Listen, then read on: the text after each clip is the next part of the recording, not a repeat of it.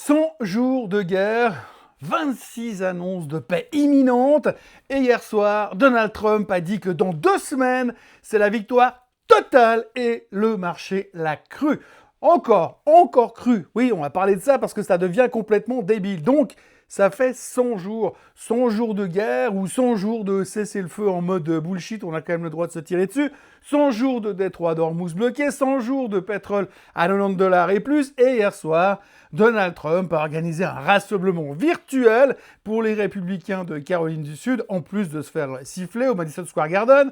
Et il a dit, je cite, parce que franchement, j'aurais pas osé l'inventer, il a dit « Vous allez voir, dans 2 semaines, on va déclarer la victoire totale et les prix du pétrole vont s'effondrer. » 2 semaines. C'est la 26e fois depuis mars qu'il annonce la fin imminente de la guerre et le marché, Wall Street, les traders, les gérants de fonds, les gens qui sont censés être les plus cyniques de la planète, les plus froids, les plus rationnels, eh ben ils l'ont cru, encore. Le pétrole a baissé, les semis ont explosé et on a terminé en hausse. On va parler de ça, on va parler du rebond qui convainc personne quand même, sauf le marché lui-même. On va parler du marché obligataire qui agite les bras dans tous les sens et que tout le monde ignore royalement. Et on va parler aussi du CPI de demain qui devrait sortir fort, trop fort pour la Fed. Restez là parce que ce matin, il y a quand même 2-3 trucs à dire. Bienvenue dans ce Morning Bull Live, je suis Thomas Veillet et nous sommes le 9 juin 2026. Et dans 14 jours, la guerre est finie et EasyJet va ouvrir une ligne pour qu'on puisse tous aller passer le week-end à Téhéran parce que la guerre sera finie et que l'Iran sera un nouvel État américain. Non, je déconne.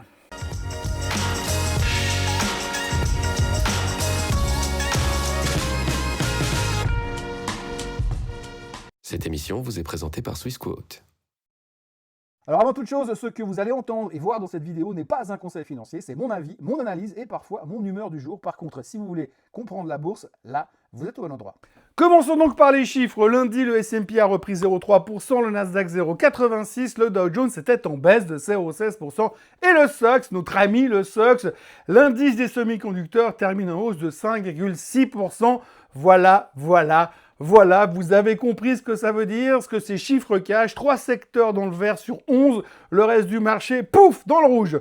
Sur le New York Stock Exchange, les valeurs en baisse dépassaient les valeurs en hausse, ce qu'on appelle le breadth, la largeur du marché était catastrophique. Ce que vous avez vu lundi, c'est pas un rebond du marché, c'est un rebond de thème. Quel thème? Ah ben ça, c'est toujours la même chose, hein. L'IA, les puces mémoire, les semi-conducteurs, blablabla, on connaît l'histoire. Et je vais vous dire exactement comment ça s'est passé, parce que c'est révélateur. Lundi matin, le site The Information publie un article. Contenu de l'article, Google et Nvidia réfléchiraient éventuellement peut-être à utiliser Intel comme fabricant de secours pour leurs puces avancées parce que TSMC n'arrive plus à suivre la demande. Conditionnel. Aucune des parties concernées n'a confirmé. Intel n'a pas commenté, Google n'a pas commenté, Nvidia n'a pas commenté. Résultat, Intel a pris 11%, meilleure performance du S&P 500 de la journée. Une rumeur non confirmée, tout va bien et bam, Intel reprend encore 11%. Et ça s'arrête pas là parce que dans la foulée, Micron plus 10%, Marvell plus 10%, le SOX repart, le Nasdaq suit. Et tout le monde écrit rebond technique dans son rapport de la clôture hier soir. Et moi aussi, j'écris rebond technique ce matin parce que franchement, à un moment, il faut quand même faire comme tout le monde, hein. Mais bon, voilà, moi, il y a quand même un truc qui me dérange dans ce rebond technique. C'est la 6e fois consécutive que le S&P 500 clôture en hausse après une baisse de plus de 2%. Record depuis 2020 et depuis le Covid, le marché a été conditionné. Et j'utilise ce mot avec intention, hein, précisément conditionné, comme Pavlov a fait avec ses chiens. On est conditionné à acheter à chaque correction, chaque dip, chaque capitulation. Encore, on n'a pas vraiment eu le temps de capituler, hein. Le problème avec ce type de conditionnement, c'est qu'il crée un espèce d'excès de confiance structurelle. Et les excès de confiance structurelle, ça finit toujours par se payer un jour. La seule chose qu'on ne sait pas, c'est quand. Et c'est exactement là que les choses deviennent intéressantes parce que le camp est peut-être en train de nous faire signe depuis le marché obligataire. Ce qui m'amène donc au sujet qui m'obsède depuis lundi. Sans transition donc, le marché obligataire. Oui, je sais, pour beaucoup d'entre vous, les obligations, les taux, c'est un sujet chiant par excellence. En tout cas, c'est mon cas. Et c'est le truc que votre banquier explique devant vous et que vous vous endormez généralement à la 2e phrase. Mais aujourd'hui, je vous demande de rester éveillé avec moi 2 minutes parce que ce qui se passe dans les obligations en ce moment, c'est potentiellement le signal le plus important que le marché envoie et que personne dans les actions pour l'instant ne veut regarder. Le 10 ans américain est à 4,57, le 2 ans est à 4,17 et le 30 ans, accrochez-vous, vient de repasser au-dessus des 5% à 5,04%. Alors, qu'est-ce que ça veut dire concrètement ? Concrètement, ça veut dire que la courbe des taux fait ce qu'on appelle un bear steepening. Traduction humaine, les taux longs montent plus vite que les taux courts. Et quand ça arrive, ça signifie que le marché obligataire commence à pricer, à anticiper une Fed qui non seulement ne va pas baisser ses taux, mais qui pourrait être forcée de les remonter.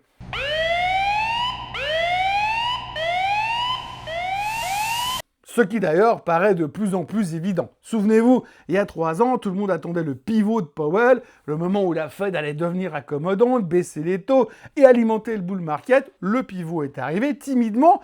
Et maintenant, les NFP de vendredi dernier, les chiffres de l'emploi bien meilleurs qu'attendus, ont torpillé tout espoir de nouvelles baisses. Et du coup, le marché obligataire est en train de nous dire que non seulement il n'y aura pas de baisse, mais qu'il pourrait y avoir une hausse. Et demain matin, il y a le CPI qui va sortir, l'inflation du mois de mai attendue à 4,2% contre 3,8% le mois dernier. L'objectif officiel de la Fed, c'est, je vous le rappelle, 2%. On est donc à plus du double de l'objectif et ça accélère. Pourquoi est-ce que l'inflation accélère ? Pas parce que l'économie surchauffe partout, mais parce que le pétrole est à 94 $ et que le détroit d'Ormuz est partiellement bloqué depuis 100 jours. C'est une inflation importée, une inflation de guerre. Et c'est le type d'inflation le plus difficile à traiter avec les taux d'intérêt. Vous pouvez monter les taux autant que vous voulez, ça ne rouvrira pas pour autant le détroit d'Ormuz. Mais voilà, le vrai problème, Kevin Warsh en est à son tout premier meeting de politique monétaire, ce sera la semaine prochaine, et il va devoir répondre d'une inflation à 4,2% dans un contexte où son patron poste des posts sur Truth Social pour réclamer des baisses de taux. Alors, je voudrais pas être dans ses chaussures la semaine prochaine. D'ailleurs, un stratège de Wall Street a dit hier, l'inflation n'est plus une question, c'est un problème qui est accepté. Traduction, on a arrêté d'espérer qu'elle disparaisse toute seule. La question maintenant, c'est qui est-ce qui va disjoncter en premier, Warsh ou Trump ? Et puis alors, petit détail, tout le monde est en train de prendre pour acquis que l'inflation sera au-dessus des 4%. Il y a une logique assez implacable là-dessus, je viens de vous l'expliquer. Le pétrole, Hormuz, tout ça, machin. Mais n'oublions pas quand même que le BLS, le Bureau of Labor Statistics, ils sont à la botte de Trump et de la Maison-Blanche et qui font intégralement partie du bullshit présidentiel. Donc, on ne peut pas exclure une bonne nouvelle demain. Pas forcément une vraie bonne nouvelle, juste de la manipulation made in Trump Family, vu qu'ils ont décidé de ne même plus se cacher. On ne peut rien exclure. Mais revenons quand même au taux d'intérêt. Et pourquoi est-ce que cela concerne directement les techs et l'intelligence artificielle ? Parce que c'est justement là que ça devient intéressant. Les grandes technos, Google, Microsoft, Amazon, Meta, émettent de la dette en masse pour financer la construction de leurs data centers, leurs achats de puces. Et la semaine dernière, Google a fait une émission secondaire qui est passée un petit peu inaperçue, mais quand même, ils ont besoin de milliards à tout prix, des dizaines de milliards pour construire les infrastructures qui vont justifier leur valorisation actuelle. Ces sociétés qui étaient des machines à cash flow il y a encore 5 ans sont aujourd'hui des machines à brûler du cash pour l'IA. Et quand le 30 ans dépasse 5%, le coût de cette dette devient très inconfortable. Le marché action, marché equity, pour l'instant, refuse d'en tenir compte. En tout cas, pour le moment. Bon, maintenant, on va parler de notre feuilleton quotidien, notre telenovela moyen-orientale. Lundi, donc, l'Iran et Israël ont suspendu leurs frappes réciproques après un week-end de tirs croisés, ce qui constituait la confrontation la plus directe entre les deux pays depuis la trêve du mois d'avril. Trump a demandé l'arrêt immédiat des tirs sur Truth Social. Netanyahou a dit qu'il cessait ses frappes sur l'Iran, mais pas au Liban où l'armée israélienne continue. L'Iran a suspendu ses opérations pour l'instant. 3 communiqués de presse globalement, une réalité, une seule, 3 versions incompatibles. On commence vraiment à avoir l'habitude. Et puis Trump a quand même téléphoné hier à Netanyahou pour lui dire que s'il continue à bombarder à tout va, il allait se retrouver tout seul. Donc là, on n'a pas fini de rire de ce côté-là. Mais pour l'instant, le moment de la semaine, c'était hier soir, donc le rassemblement des républicains pour la Caroline du Sud. Et Trump a pris la parole avec cette modestie naturelle qui le rend si attachant.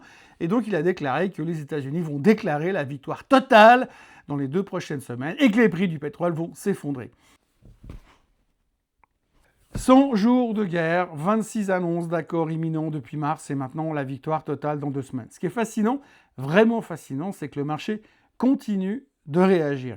À chaque déclaration, il réagit. Le pétrole a bondi de 5% lundi matin sur les nouvelles des frappes du week-end. Il a ensuite calmé sa progression à plus 1% quand la suspension des frappes a été confirmée. Une seule phrase sur Truth Social et un demi-point de pétrole qui s'évapore. À chaque tweet de Trump, il y a un trader pétrole qui meurt quelque part. Mais bon, globalement, ce qu'il faut retenir aujourd'hui, c'est que dans 2 semaines, c'est plié. Donc à partir de maintenant, je vais compter 14 jours et puis on verra si dans 14 jours, c'est vraiment plié. Et puis alors, la réalité sur le terrain, bien sûr, c'est toujours pas pareil. Les stocks mondiaux de pétrole continuent de baisser, on se rapproche de niveaux dangereusement bas, selon les analystes. En tout cas, potentiellement avant fin juin, si les choses ne bougent pas, et fin juin, c'est demain, surtout que le mois de juin est un mois court, et même si Trump signe un accord demain matin, rouvrir le détroit d'Ormuz, on le sait, ça prend du temps, des semaines, peut-être des mois, tout le monde est au courant. Et le marché, il continue de pricer comme si la paix était déjà là, le baril à $60 et l'inflation en train de disparaître d'un coup de baguette magique. C'est le scénario hollywoodien qu'on privilégie pour l'instant, le deal de dernière minute, le générique de fin, tout le monde qui rentre à la maison heureux, content et ils se marièrent et eurent beaucoup d'enfants. C'est possible. C'est aussi le scénario le plus optimiste qu'on puisse imaginer pour l'instant. Et Trump, il est carrément en train de prier pour ça. Parce que chaque jour qui passe sans solution, c'est des points de moins dans les sondages avant les midterms. Maintenant, on va aller faire un tour rapide sur les nouvelles individuelles du jour. Alors, il y a du beau monde aujourd'hui parce qu'on a vu Intel plus 11%, rumeur non confirmée, mais plus 11% quand même.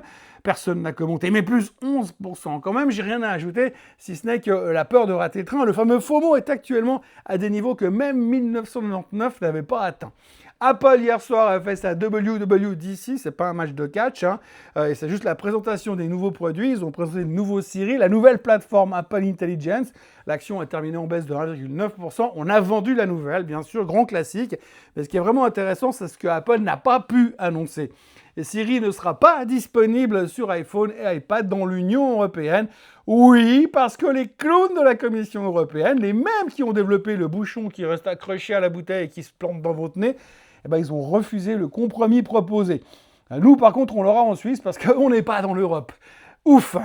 Et Siri AI ne sera pas disponible en Chine non plus, régulateurs locaux oblige. Donc, le plus grand produit IA d'Apple, sa grande révolution, son Siri nouvelle génération, absent de ces 2 plus grands marchés après les États-Unis. C'est peut-être pour ça qu'il y avait plus de vendeurs d'acheteurs hier soir. Et puis au chapitre IPO, OpenAI a déposé son dossier confidentiel auprès de la SEC, exactement comme Anthropic il y a 15 jours. Valorisation de référence pas loin de 850 milliards de dollars. Et puis ils ont dit que ça pourrait prendre un moment, parce qu'en gros, ils gardent l'option de venir en bourse. Ils ne sont pas pressés. Donc on a 2 géants de l'IA en gestation simultanée. Aucun des deux vraiment pressé d'affronter les marchés publics. Et je pense qu'ils cherchent le bon timing, parce qu'autant se faire un max de fric en plaçant au bon moment. Et puis alors, petit update sur SpaceX, l'IPO de la semaine, la plus grande IPO de l'histoire, 75 milliards levés, valorisation 1750 milliards, celle qui va faire passer Monsieur Elon Musk de simple milliardaire à trillionnaire. Elon Musk qui présentait d'ailleurs lundi ses projets de data centers orbitaux alimentés par l'énergie solaire, avec un premier satellite IA capable de 150 kW de puissance de calcul, des terawatts de computing dans l'espace d'ici 2027. Le problème, c'est que le carnet d'ordre n'est que 2 fois sursouscrit. Pour une IPO normale, c'est correct. Pour la plus grande IPO de l'histoire, portée par Elon Musk, des satellites IA et des promesses de science-fiction, 2 fois, c'est light, c'est faiblard. Les deals vraiment chauds sont généralement sursouscrits 4 à 5 fois. Alors que l'on se rassure, la semaine vient de commencer, il reste encore quelques jours pour chauffer tout le monde. D'ailleurs, on le voit, il est partout. Mais quand même, c'est un signal. Entre Musk qui veut mettre des data centers en orbite basse et le patron d'Anthropic qui dit qu'il faut freiner l'IA parce qu'elle va bientôt échapper à tout contrôle humain, j'attends les T800 dans tous les coins de rue. On est en plein scénario de science-fiction et tout le monde achète des ETF semi-conducteurs à levier si possible. Le marché a donc rebondi sur une seule jambe, la jambe des semi-conducteurs. Le reste, regardez passer le train. Les taux longs grimpent et tout le monde fait semblant de ne pas les voir. Le CPI sort demain à 4,2% attendu. Et on va avoir une séance volatile le temps que les marchés décident si c'est déjà dans les prix ou si c'est pire que prévu. Trump va gagner la guerre dans 2 semaines pour la 26e fois. OpenAI et Anthropic préparent leurs IPO en même temps que SpaceX entre en bourse vendredi et Intel vaut 11% de plus qu'hier sur une rumeur que personne n'a confirmée. On attend CPI, on attend Wash, on attend le deal, on attend tout. comme depuis 3 mois. Et pendant qu'on attend, le marché obligataire continue d'agiter les bras. 5,04% sur le 30 ans, 4,57% sur le 10 ans. Le marché obligataire n'a pas d'humour, il n'a pas de narratif, il n'achète pas les dips et il ne lit pas Truth Social. Il calcule. Et en ce moment, ce qu'il calcule ne colle pas du tout avec ce que le marché action veut croire. Un jour, ces deux marchés vont devoir se mettre d'accord et le jour où ça arrivera, la conversation promet d'être super intéressante. En attendant, buy the dip parce que c'est ce qu'on fait, parce que ça marche depuis 5 ans, jusqu'au jour où ça ne marchera plus. Passez une excellente journée, on se retrouve demain pour voir ce que Trump a inventé de nouveau à propos de la guerre, à moins qu'il ait éradiqué la faim dans le monde d'ici là, ou si on a simplement inventé une nouvelle façon de dire bientôt. N'oubliez pas de liker la vidéo, de la partager, de la commenter et de vous abonner à la chaîne Swissquote en français et d'activer la cloche à l'occasion. Les jours qui viennent vont être passionnants, ce serait donc bien de ne rien rater. Excellente journée à tous et à demain. Bye bye! Ce contenu est informatif et éducatif destiné aux personnes connaissant les marchés financiers. Il ne constitue pas un conseil en investissement, juridique ou fiscal. Le trading et l'investissement comportent des risques, notamment la perte de capital. Les CFD et actifs numériques sont volatiles et ne conviennent pas à tous. Swissquote décline toute responsabilité quant à l'exactitude du contenu ou aux pertes liées à son usage. Produits et services disponibles selon la législation en vigueur.